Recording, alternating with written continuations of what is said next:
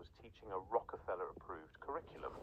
The same textbooks, the same subjects, the same testing methods, the same philosophy of education that treated children like factory products on an assembly line. If you found this video, hit subscribe right now. Most people will never see this information.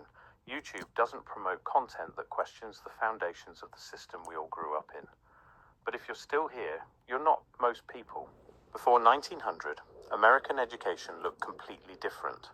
There was no standardized curriculum, no federal oversight, no mandatory attendance laws in most states. Communities controlled their own schools. Teachers taught what parents wanted their children to learn.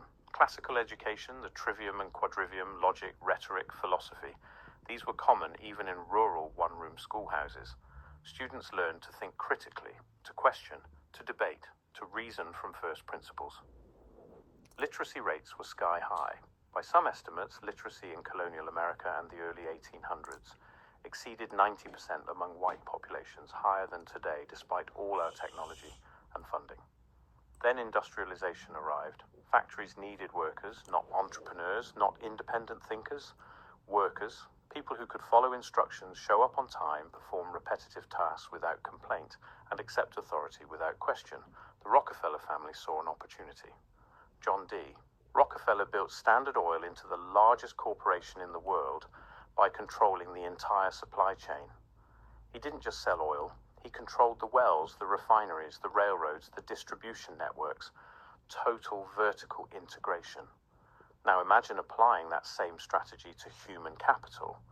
If you could control education, you could control the next generation's thinking, their values, their aspirations, their entire understanding of how the world works. That's exactly what happened. The General Education Board wasn't just throwing money at schools, they were engineering a system. They funded university education departments at Columbia, Stanford, and Chicago. They bankrolled research into scientific teaching methods.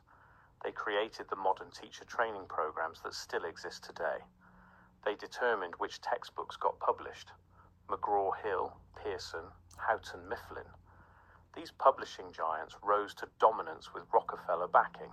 The same textbooks from California to Maine, the same lessons, the same carefully curated version of history and science.